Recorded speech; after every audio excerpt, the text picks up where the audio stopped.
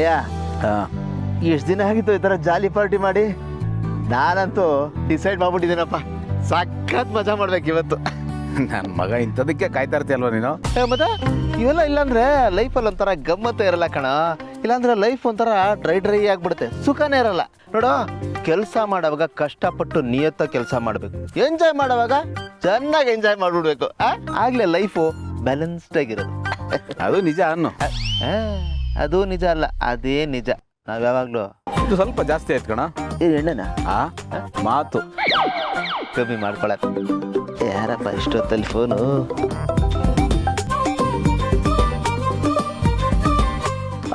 ಹೇಳು ಚಿನ್ನ.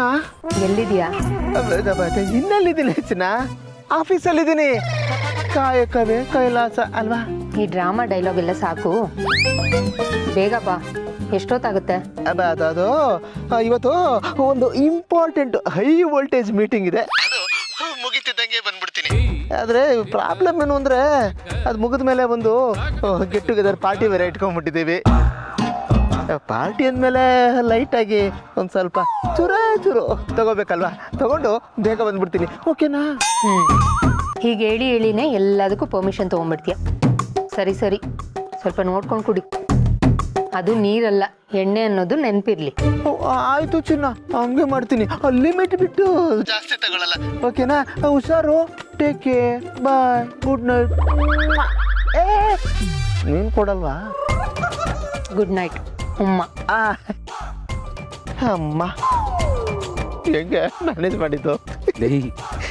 ಏನೋ ನೀನು ಹಿಂಗೆ ಪುಂಕಾನುಪುಂಕವಾಗಿ ಸುಳ್ಳು ಹೇಳ್ತಿಯಲ್ಲೋ? ಇನ್ನೇನು ಮತ್ತೆ, ಹೆಂಡತಿ ಹತ್ರ ಡೈರೆಕ್ಟಾಗಿ ಎಣ್ಣೆ ಹೊಡ್ಕೊಂಡ್ ಬರ್ತಾ ಇದೀನಿ ಅಂತ ಹೇಳಕ್ಕಾಗುತ್ತಾ? ಸಾಧ್ಯನೇ ಇಲ್ಲ ಕಣ. ಅವನೆಂಥ ಗಂಡೆ ಆಗಿರ್ಲಿ, ರಾಜಾರೋಷವಾಗಿ ಎಣ್ಣೆ ಹೊಡ್ಕೊಂಡ್ ಬರ್ತಾ ಇದ್ದೀನಿ ಅಂತ ಹೇಳೋ ಗಂಡು ಇಡೀ ಪ್ರಪಂಚದಲ್ಲೇ ಇಲ್ಲ. ಅವನೆಂಥ ಹುಲಿನೇ ಆಗಿರ್ಲಿ, ಹೆಂಡತಿ ಮುಂದೆ ಇಲಿಯಾಗೇ ಇರಬೇಕು. ಅದಕ್ಕೆ ಈ ಥರ ಸುಳ್ಳುಗಳು ಹೇಳಿ ವೇದಿಕೆಯನ್ನು ರೆಡಿ ಮಾಡ್ಕೋಬೇಕು, ಇಲ್ಲಾಂದ್ರೆ ಮನೇಲಿ ಕಷ್ಟ ಆಗ್ಬಿಡುತ್ತೆ ಕಣ. ಹೆಂಡ್ತಿರು ನಮಗೆ ಬೆಂಡ್ ಎತ್ತಬೇಕು ಅಂತಾನೆ ಅಲಾರಾಮ್ ಇಟ್ಕೊಂಡು ಕಾಯ್ತಾ ಇರ್ತಾರೆ, ಯಾವಾಗ ಬೆಳಗಾಗುತ್ತೋ ಅಂತ. ಬೆಳಗ್ಗೆ ಆಗ್ತಿದ್ದಂಗೆ ಎದ್ದು ಮುಖಕ್ಕೆ ಸರಿಯಾಗಿ ಮಂಗಳಾರತಿ ಎತ್ತು ಬಿಡ್ತಾರೆ. ಪಾಪ ಆ ಮಾತುಗಳನ್ನ ಕೇಳಕ್ಕಾಗಲ್ಲ ಕಣೋ, ಭಯಂಕರ ಕಷ್ಟ. ನಮಗೆ ಎಣ್ಣೆ ಮೇಲೆ ಮಾತ್ರ ಅಲ್ಲ ಕಣೋ, ಜೀವನದಲ್ಲೇ ಜಿಗುಪ್ಸೆ ಬರಂಗೆ ಮಾಡಿಬಿಡ್ತಾರೆ. ಅದಕ್ಕೆ ಈ ಥರ ಸುಳ್ಳು ಹೇಳ್ತಾನೆ ಇರಬೇಕು. ಒಂಥರ ಆಂಟಿಸಿಪೇಟ್ರಿ ಬೇಲಿದ್ದಂಗೆ. ಪಲ್ ನನ್ನ ಮಗ ಕಣ, PhD ಮಾಡ್ಬಿಟ್ಟಿದ್ಯಾ ನೀನು? ಮತ್ತೆ ಅದಕ್ಕೆ ಹೇಳೋದು, ನನ್ನ ಸಜೆಷನ್ಸ್ ತಗೋ, ಉದ್ಧಾರ ಆಗ್ತೀಯ ಅಂತ.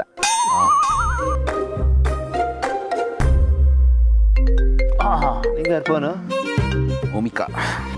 ಲೇ, ಇವಾಗ ನಾನು ಪಿಟಿಲ್ ಕುಯ್ದ್ನಲ್ಲ, ನೀನು ಅದೇ ಥರ ಕುಯ್ಬೇಕು, ಮರಿಬೇಡ. ಹೇಳಿ ಭೂಮಿಕಾ.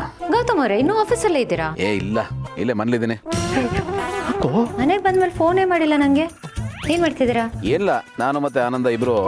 ಮಾತುಗಳು ಹೇಳ್ಬೇಡ, ಆಮೇಲೆ ಕಷ್ಟ ಆಗುತ್ತೆ ನೋಡು, ಜಡ್ಬಟ್ಟಾಗಿ ಹೋಗುತ್ತೆ. ನಾನು ಮತ್ತೆ ಆನಂದ ಇಬ್ರು ಡ್ರಿಂಕ್ಸ್ ಮಾಡ್ತಾ ಕೂತಿದ್ವಿ. ಹೇಳಿಬಿಟ್ನಲ್ಲಪ್ಪ. ಸರಿ, ಬರೀ ಡ್ರಿಂಕ್ಸ್ ಮಾಡ್ಕೊಂಡಿರ್ಬೇಡಿ, ಡ್ರಿಂಕ್ಸ್ ಜೊತೆ ಸೈಡ್ ಡಿಶ್ ಬೇಕಲ್ವಾ? ನಾನೇನಾದರೂ ಮಾಡ್ಕೊಡಕ್ಕೆ ಹೇಳ್ತೀನಿ. ಒಂದು ನಿಮಿಷ. Thank you for your concern. ಲೋ ಗೆಳೆಯ, ಏನೋ ನೀನು ನನಗಿಂತ ಲೇಟಾಗಿ ಮದುವೆ ಆಗಿದ್ರು ಎಣ್ಣೆ ಹೊಡಿತಾ ಇದ್ದೀವಿ ಅಂತ ಹೆಂಡತಿಗೆ ಫಿಲ್ಟರ್ ಇಲ್ದಂಗೆ ಡೈರೆಕ್ಟಾಗಿ ಹೇಳೋಷ್ಟು ಬೆಳೆದ್ಬಿಟ್ಟಲ್ಲೋ, ಹೇಳ್ಬಿಟ್ಟು ದಕ್ಕಿಸ್ಕೊಂಡ್ಬಿಟ್ಟಲ್ಲೋ. ನಿಜಲ್ಲೋ ಗ್ರೇಟ್ ಕಣ ನೀನು, ಮೆಚ್ಚಬೇಕಾದ್ದೆ ನಿನ್ನ. ಅದರಲ್ಲಿ ಏನೋ ಇದೆ ನೋಡೋ, ನಾವು ಮಾಡೋ ಕೆಲಸ ಬಿಟ್ಟು ಏನು 24 ಗಂಟೆ ಪಾರ್ಟಿ ಮಾಡ್ತೀವಿ? ನಾವು ಕೆಲಸ ಮಾಡುವಾಗ ನಿಯತ್ತಾಗಿ ಮಾಡ್ತೀವಿ ತಾನೆ. ಅಕೇಶನಲ್ ಆಗಿ ಪಾರ್ಟಿ ಮಾಡೋದ್ರಲ್ಲಿ ಏನೋ ತಪ್ಪಿದೆ, ಅದೇನು ಕ್ರೈಮ್ ಅಲ್ಲ. ನೋಡೋ, ಯಾರೋ ಹೇಳಿ ಹೆಂಡತಿ ಗೊತ್ತಾಗೋ ಬದಲು ನಾವೇ ಹೇಳ್ಬಿಡೋದು ಬೆಟ್ರು. ಸುಳ್ಳು ಹೇಳೋದು ಭಾಳ ಕಷ್ಟ ಕಣೋ. ಸುಳ್ಳು ಹೇಳೋರಿಗೆ ಮೆಮೊರಿ ಪವರ್ ಜಾಸ್ತಿ ಇರಬೇಕು, ಸಿಕ್ಕಾಕೊಂಡ್ಬಿಡ್ತೀವಿಲ್ಲ ಅಂದರೆ. ನೀನು ಹೇಳೋದು ನಿಜಾನೇನು? ನಾವು ಅಪರೂಪ ಕುಡಿಯೋ ಎಣ್ಣೆಗೋಸ್ಕರ 360 ದಿನ ಉಗಿಸ್ಕೋಬೇಕಾಗುತ್ತೆ. ಅದ್ರ ಬದಲು ಸತ್ಯ ಹೇಳೋದೆ ಕರೆಕ್ಟ್. ನೋಡು, ನಾನು ಹಾಗೆ ಹೇಳಿದ್ದಕ್ಕೆ ಭೂಮಿಕಾ ಅವರು ಬರೀ ಹಾಗೆ ಕುಡಿಬೇಡಿ, ನಾನು ಚೆಫ್ಗೆ ಹೇಳ್ತೀನಿ ಸೈಡ್ ಡಿಶ್ ಮಾಡ್ಕೊಡ್ತಾರೆ ಅಂತ ಹೇಳಿದ್ರು. ನಿನ್ನ ಮಾತು ಕೇಳಿದ್ರೆ ಅದು ಮಿಸ್ ಆಗ್ಬಿಡ್ತಾ ಇತ್ತು. ಲೋ ಗೆಳೆಯ, ಏನೋ ಇದು? ಅತ್ತಿಗೆ ಅಂತ ಹೆಂಡತಿ ಸಿಗಕ್ಕೆ ನೀನು ನಿಜವಾಗ್ಲೂ ಪುಣ್ಯ ಮಾಡಿದ್ದೆ. ನಿಮ್ಮಿಬ್ಬರದು ಅಪರೂಪ ಜೋಡಿ ಕಣ. ಸರಿ, ಶುರು ಹಚ್ಕ. ಇರೋ ಸೈಡ್ ಡಿಶ್ ಬಂದ್ಬಿಡ್ಲಿ. ಅದು ಬರೋದು ಲೇಟ್ ಆಗುತ್ತೆ, ಅಲ್ಲಿವರೆಗೂ ಒಂದು 30 ಹಾಕೊಳ್ಳೋಣ, ಸ್ವಲ್ಪ ವಾಮಪ್ ಆದಂಗೆ ಆಗುತ್ತೆ. ಆತ ಆಂಜನೇಯ ಕಣ.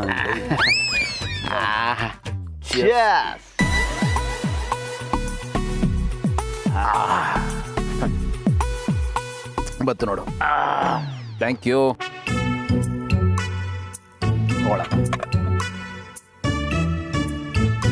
ಆಹಾಹಾಹಾ. ಬೆಚ್ಚನೆಯ ಮನೆ ಇರಲು, ವೆಚ್ಚಕ್ಕೆ ಹೊನ್ನಿರಲು, ಇಚ್ಛೆಯನ್ನರಿವ ಸತಿ ಇರಲು, ಸ್ವರ್ಗಕ್ಕೆ ಕಿಚ್ಚು ಹಚ್ಚಂದ ಸರ್ವಜ್ಞ. ಇದನ್ನ ನಿಮ್ಮನ್ನ ನೋಡೇ ಹೇಳಿರೋದು ಅನ್ಸುತ್ತೆ ಗೆಳೆಯ. ಅದಕ್ಕೆ ನೀವು ಎಲ್ಲಿದ್ದೀರೋ ಇಲ್ಲಿಂದನೇ ನಿಮ್ಗೆ ಹ್ಯಾಟ್ಸ್ ಆಫ್. ಸೂಪರ್ ಅದಕ್ಕೆ ಸೂಪರ್ ನೀವು. ಸರಿ ಕಣೋ, ಎಂಜಾಯ್ ಮಾಡು. ಅಯ್ಯೋ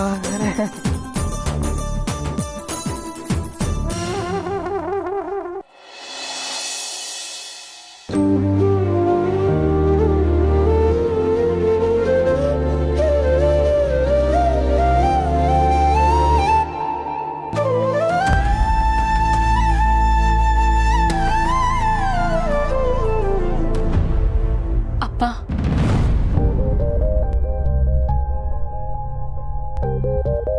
ನಿಮ್ಮ ಹತ್ರ ಸ್ವಲ್ಪ ಮಾತಾಡ್ಬೇಕಿತ್ತು ಅಪ್ಪ.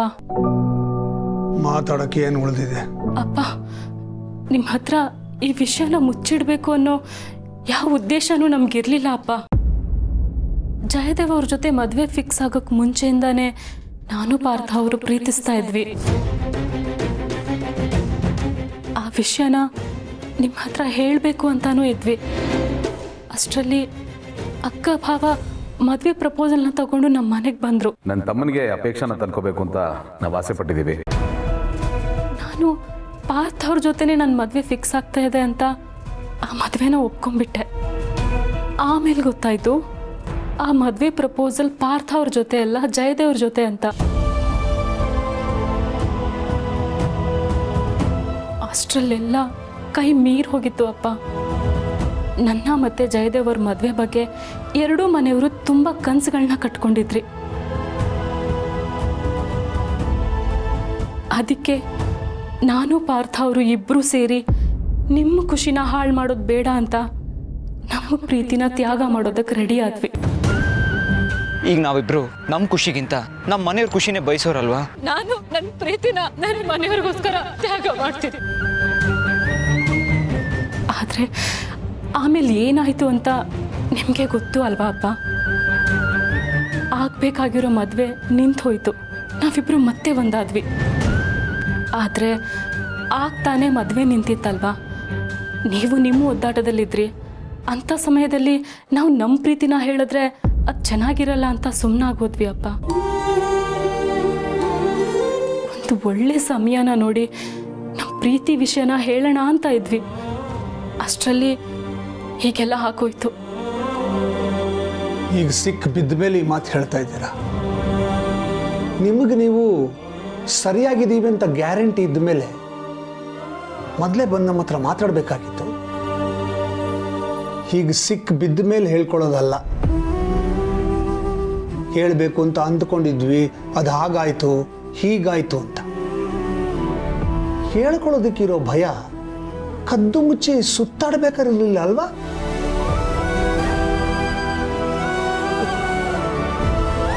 ತಂದೆ ತಾಯಿಗಳಿಗೆ ಮಕ್ಕಳು ಮೊದಲನೇ ಹೆಜ್ಜೆ ಇಟ್ಟಾಗಿಂದ ಅವ್ರ ಬೆಳವಣಿಗೆಯ ಪ್ರತಿಯೊಂದು ಹಂತ ಗೊತ್ತಿರುತ್ತೆ. ಅವ್ರು ಹುಟ್ಟೋದು, ಬೆಳೆಯೋದು, ತೊದಲು ಮಾತಾಡೋದು, ಮಾತು ಕಲಿಯೋದು, ಸ್ಕೂಲ್ಗೆ ಹೋಗೋದು, ಅವ್ರ ಫ್ರೆಂಡ್ಸ್ ಯಾರು, ಅವ್ರ ಪರಿಚಯದವ್ರು ಯಾರು ಎಲ್ಲ ಗೊತ್ತಿರುತ್ತೆ. ಆದರೆ ಒಂದು ಸರ್ತಿ ನೀವು ಮೆಜಾರಿಟಿಗೆ ಬರ್ತಿದ್ದಂಗೆ ಹಳೆದೆಲ್ಲ ಮರ್ತೋಗುತ್ತಲ್ವಾ ನಿಮಗೆ? ನಿಮ್ಮ ಪ್ರಪಂಚನೇ ಬೇರೆ ಆಗ್ಬಿಡುತ್ತೆ. ಅಲ್ಲಿ ಏನು ನಡೀತಾ ಇದೆ ಅಂತ ನಮ್ಮಂಥ ಬಡಪಾಯಿ ಅಪ್ಪ ಅಮ್ಮಂದ್ರೆ ಗೊತ್ತಾಗೋದೇ ಇಲ್ಲ.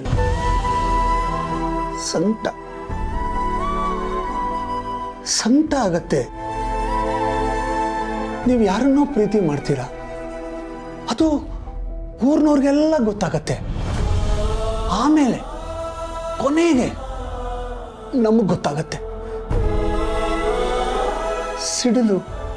ಸಿಡಿಲು ಬಡ್ದಂಗಾಗತ್ತೆ ನಮಗೆ. ಆದರೆ ನಿಮಗೆ ಮಾತ್ರ ಏನೂ ಅನಿಸೋದೇ ಇಲ್ಲ ಅಲ್ವಾ? ಇಷ್ಟು ವರ್ಷ ನಿನ್ನನ್ನು ಸಾಕಿ ಬೆಳೆಸಿದವರು ನಾವು. ಅದೇನೇ ಇದ್ರು ನಮ್ಮ ಹತ್ರ ಹೇಳ್ಕೊಳ್ಳೋದಕ್ಕೆ ಏನಾಗಿತ್ತು ನಿನಗೆ? ಈ ಅಪ್ಪ ಅಮ್ಮನ ನೆನಪು ಬರಲೇ ಇಲ್ಲ ಅಲ್ವಾ ನಿನಗೆ? ನಮ್ಮ ಮುಖ ನಿನ್ನ ಕಣ್ಣು ಮುಂದೆ ಬರಲೇ ಇಲ್ಲ.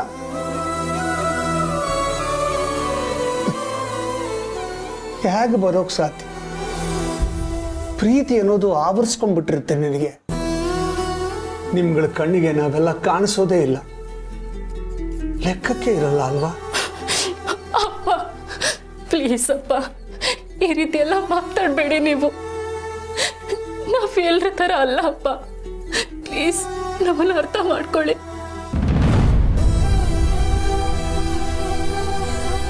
ನೀನು ಎಷ್ಟು ಹೇಳಿದ್ರು ಅಷ್ಟೇ. ನನ್ನ ಮನಸ್ಸು ನಿಮ್ಮಿಬ್ಬರ ಬಗ್ಗೆ ಮುರಿದೋಗಿದೆ. ಅವನಂತೂ ಜವಾಬ್ದಾರಿ ಇಲ್ಲರ ಹುಡುಗ, ನಿನಗಾದ್ರೂ ಜವಾಬ್ದಾರಿ ಬೇಡವಾ? ನೀನು ಮದುವೆ ಮುರಿದು ಬಿದ್ದಾಗ ಏನೆಲ್ಲ ಆಯ್ತು ಅಂತ ನಿನಗೆ ಗೊತ್ತಿಲ್ವಾ? ನೀನು ಮದುವೆ ಮುರಿದಿದ್ದು ಯಾರ ಜೊತೆಗೆ? ಪಾರ್ಥನ ಅಣ್ಣನ ಜೊತೆಗೆ. ಇಷ್ಟೆಲ್ಲ ಗೊತ್ತಿದ್ದು ನೀನು ಅದೇ ಮನೆಗೆ ಹೋಗ್ತೀಯ ಅಂದ್ರೆ ನಿನಗೆ ನಮಗೆ ಮರ್ಯಾದೆ ಉಳಿದಿರತ್ತ? 3 ಕಾಸಿನ ಬೆಲೆ ಇರಲ್ಲ ನಮಗೆ, ತಿಳ್ಕೊ. ನಿಮ್ಮ ಅಕ್ಕ ಅದೇ ಮನೇಲಿದ್ದಾಳೆ, ಮರಿಬೇಡ. ನೀವು ಮಾಡಿಕೊಂಡಿರೋ ಈ ಅವಿವೇಕಿ ಕೆಲಸದಿಂದ ನಾವ್ಯಾರು ಒಬ್ರಿಗೊಬ್ಬರು ಮುಖ ಕೊಟ್ಟು ಮಾತಾಡ್ಸಕ್ಕಾಗಲ್ಲ. ಹಾಗಾಗೋದು ನಿನಗಿಷ್ಟನಾ? ಇದರಿಂದ ನೀವು ಸುಖವಾಗಿರ್ತೀನಿ ಅಂತ ಅನ್ಕೊಂಡಿದ್ಯಾ? ಸಾಧ್ಯ ಇಲ್ಲ, ಬರ್ದಿಟ್ಕೋ. ನೋಡು, ನಾನು ಹೀಗೆಲ್ಲ ಮಾತಾಡ್ತೀನಿ ಅಂತ ನಾನು ಪ್ರೀತಿಗೆ ವಿರೋಧಿ ಅಂತ ಮಾತ್ರ ಅಂದ್ಕೋಬೇಡ. ಮಹಿಮಾ ಜೀವ ಒಬ್ರನ್ನೊಬ್ರು ಪ್ರೀತಿಸಿದಾಗ ಒಪ್ಪಿ ಮದುವೆ ಮಾಡಿಕೊಟ್ಟವ್ ನಾನು. ಅಷ್ಟು ಕಲ್ಲು ಮನಸ್ಸು ನನಗಿಲ್ಲ. ಆದರೆ ನಿನ್ನ ವಿಷಯದಲ್ಲಿ ನನ್ನ ಮನಸ್ಸು ಕಲ್ಲಾಗಿದೆ. ಯಾಕೆ ಅಂದರೆ ನೀನು ಆಯ್ಕೆ ಮಾಡ್ಕೊಂಡಿರೋ ಹುಡುಗ ಸರಿಯಾದ ಆಯ್ಕೆ ಅಲ್ಲ ಅಂತ ನಂಗೆ ಅನ್ನಿಸ್ತಾ ಇದೆ. ಇದರಿಂದ ನಮ್ಮೆಲ್ಲರ ನೆಮ್ಮದಿ ಹಾಳಾಗೋಗುತ್ತೆ. ನೀನಿಬ್ಬರನ್ನ ಒಂದು ಮಾಡಕ್ಕೆ ಹೋಗಿ ನಮ್ಮ ಸಂಬಂಧಗಳನ್ನ ನುಚ್ಚು ನೂರು ಮಾಡೋದಕ್ಕೆ ನನಗಿಷ್ಟ ಇಲ್ಲ.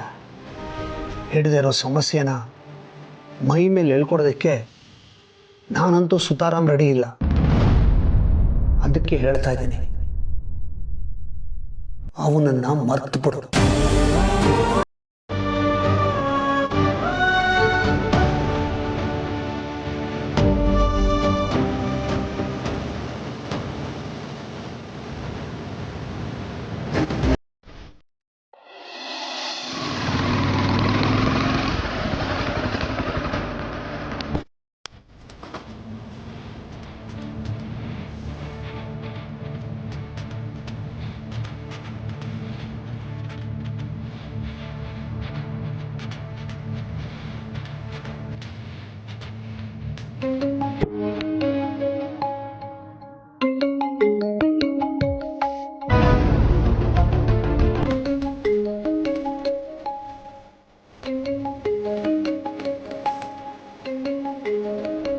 ಇವನು ಯಾಕೆ ನನಗೆ ಫೋನ್ ಮಾಡ್ತಾ ಇದ್ದಾನೆ?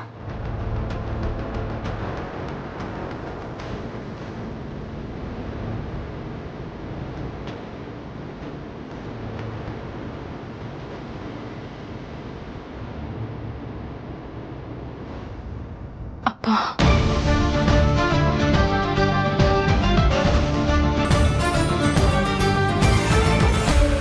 ಹಲೋ. ಹಲೋ ಅಂಕಲ್, ನಾನು ಪಾರ್ಥ. ನಾನು ನಿಮ್ಮ ಹತ್ರ ಮಾತಾಡಬೇಕಿತ್ತು ಅಂಕಲ್. ನೀನು ಯಾಕೆ ನನಗೆ ಫೋನ್ ಮಾಡ್ತಿದ್ಯಾ? ಇಡು ಫೋನು. ಅಂಕಲ್ ಅಂಕಲ್ ಪ್ಲೀಸ್ ಅರ್ಥ ಮಾಡ್ಕೊಳ್ಳಿ ಅಂಕಲ್. ನಂದೇನು ತಪ್ಪಿಲ್ಲ ಅಂಕಲ್, ಎಲ್ಲ ಎಕ್ಸ್ಪ್ಲೇನ್ ಮಾಡೋದಕ್ಕೆ ನಂಗೆ ಒಂದೇ ಒಂದು ಚಾನ್ಸ್ ಕೊಡಿ ಅಂಕಲ್ ಪ್ಲೀಸ್. ನನಗೆ ಅದಿಷ್ಟ ಇಲ್ಲ. ಇಲ್ಲ ಅಂಕಲ್, ನೀವು ಬರಲೇಬೇಕು. ನಾನು ಇಲ್ಲೇ ನಿಮ್ಮ ಅಪಾರ್ಟ್ಮೆಂಟ್ ಹೊರಗಡೆ ಇದ್ದೀನಿ. ನೀವು ಬರೋ ತನಕ ನಾನು ಈ ಜಾಗ ಬಿಟ್ಟು ಕದಲೋದಿಲ್ಲ ಅಂಕಲ್. ಪ್ಲೀಸ್ ಬನ್ನಿ ಅಂಕಲ್.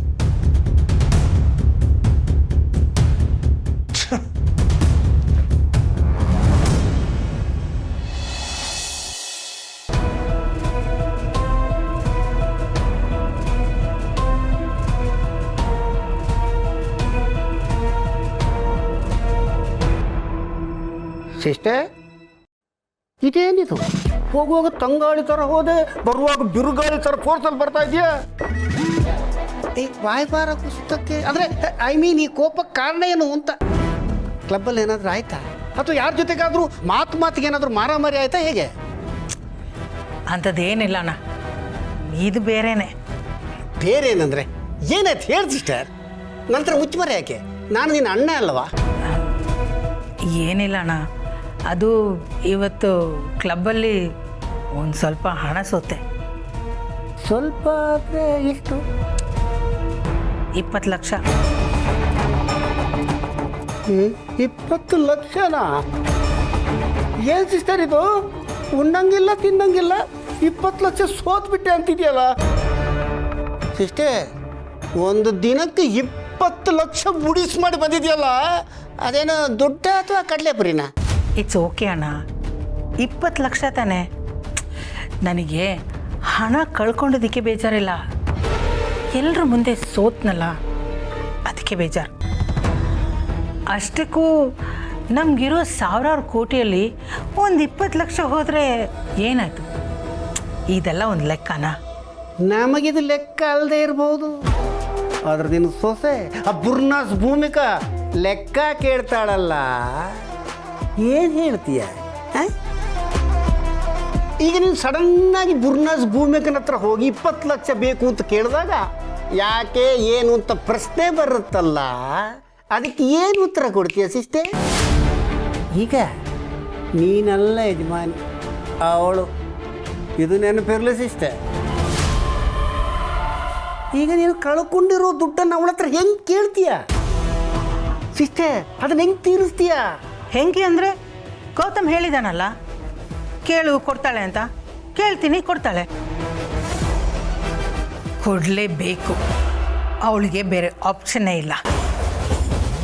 ಅಷ್ಟಕ್ಕೂ ಅವಳ ಮನೆ ಯಜಮಾನಿ ಆಗಿರ್ಬೋದು, ಆದರೆ ಗೌತಮ್ ಇನ್ನೂ ನನ್ನ ಕಂಟ್ರೋಲಲ್ಲಿದ್ದಾನೆ. ಅಷ್ಟು ಸಾಕಲ್ವಾ?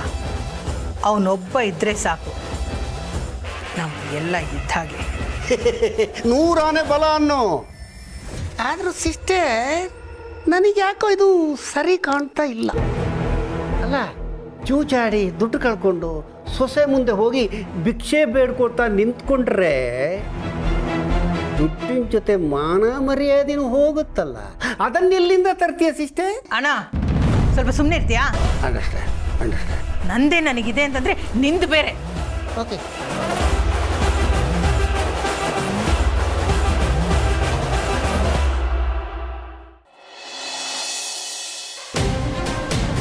ಏನು ಅಂಕಲ್ ಪ್ಲೀಸ್ ಅರ್ಥ ಮಾಡ್ಕೊಳ್ಳಿ ಅಂಕಲ್, ನಂದೇನು ತಪ್ಪಿಲ್ಲ ಅಂಕಲ್, ನಾನು ನಿಜವಾಗ್ಲೂ ಹೇಳ್ತಾ ಇದ್ದೀನಿ. ಅದೇನೇ ಇದ್ದರೂ ಮಾತಾಡೋದಕ್ಕೆ ಸರಿಯಾದ ಸಮಯನೂ ಅಲ್ಲ, ಸರಿಯಾದ ಜಾಗನೂ ಅಲ್ಲ. ಯಾರಾದರೂ ನೋಡಿದ್ರೆ ನಮ್ಮ ಮರ್ಯಾದೆ ಹೋಗುತ್ತೆ. ಅದಕ್ಕೆ ಹೇಳ್ತಾ ಇದ್ದೀನಿ, ಈಗ ಹೊರಡು, ಬೆಳಗ್ಗೆ ಸಿಗೋಣ. ಅಂಕಲ್ ಹೇಳಿದ್ನಲ್ಲ ಬೆಳಗ್ಗೆ ಸಿಗೋಣ ಅಂತ, ಮತ್ತಿನ್ನೇನು ಮಾತು? ನಾನು ಏನು ಹೇಳಬೇಕು ಅದನ್ನು ಬೆಳಗ್ಗೆ ಹೇಳ್ತೀನಿ. ಈಗ ಹೊರಡು.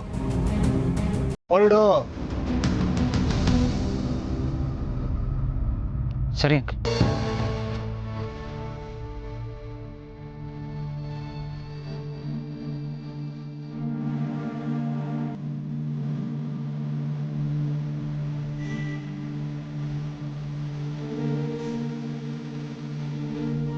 ನೀನು ಯಾಕೆ ಬಂದೆ ಇಲ್ಲಿಗೆ? ನಡಿ ಒಳಗೆ.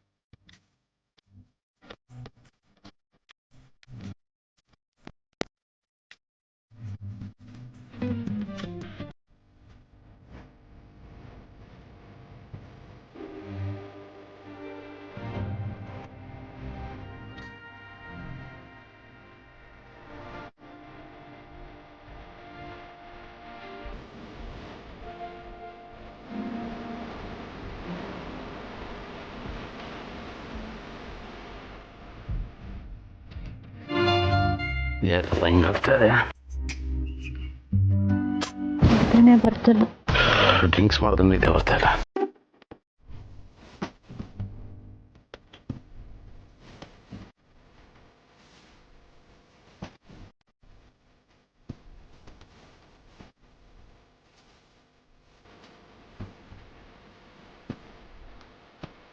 ಭೂಮಿಕ ಅವ್ರು ಇಲ್ವಲ್ಲ, ಅದಕ್ಕೆ ನಿದ್ದೆ ಬರ್ತಾ ಇಲ್ಲ ಅನ್ಸುತ್ತೆ. ಇಷ್ಟೊಂದು ಅಡಿಕ್ಟ್ ಆಗ್ಬಿಟ್ಟಿದೆ ನಾನು ಅವ್ರಿಗೆ. I love you Bhoomika, I miss you.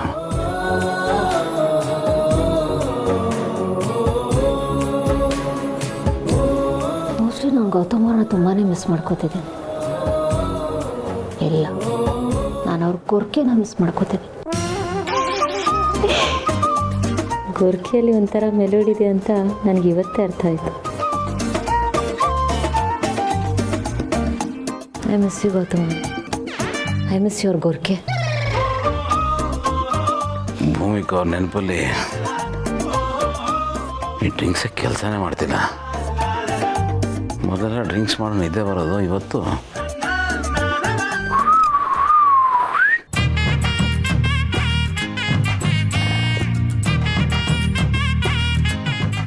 ಆಷಾಢೆಲ್ಲ ಯಾಕೆ ಬರುತ್ತೋ? ಇದೊಂಥರ ಮಳೆಗಾಲದಲ್ಲಿ ಬೇಸಿಗೆ ಕಾಲ ಬಂದಂಗಿದೆ. ವಿರಹ ವೇದನೆ ಈ ಪದನ ಇನ್ನೊಬ್ರು ಹೇಳಿದ್ರೆ ಕೇಳಿಸ್ಕೊಂಡಿದ್ದೀನಿ, ಪುಸ್ತಕದಲ್ಲಿ ಓದಿದ್ದೀನಿ. ಆದರೆ ಇದು ಇಂಥ ದೊಡ್ಡ ವೇದನೆ ಅಂತ ಗೊತ್ತಿರಲಿಲ್ಲ. ಗೌತಮ್ ಅವರೇ, ಐ ಮಿಸ್ ಯು.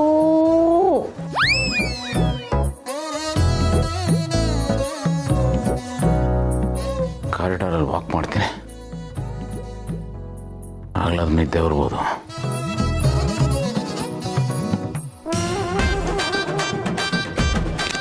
ಇದೇನಿದು, ಕರೆಂಟ್ ಹೊಟ್ಟೋಯ್ತಾ? ಭೂಮಿಕಾ ಅವ್ರದ್ದಿದ್ದರೆ ಧೈರ್ಯ ಏನಾದರೂ ಇರ್ತಾಯಿತ್ತು. ಅವ್ರನ್ನ ಅವ್ರ ಅಮ್ಮನ ಮನೆ ಕಳಿಸಿ ತಪ್ಪು ಮಾಡ್ಬಿಟ್ನಲ್ಲ. ಅಯ್ಯಯ್ಯೋ ಅಮ್ಮ, ಭಗವಂತ, ಎಲ್ಲಿಗೆ ಹೋಗೋದು ಬೇಡಪ್ಪ. ಸುಮ್ಮನೆ ಆಮೇಲೆ ಕರೆಂಟ್ ಹೋಗ್ಬಿಟ್ರೆ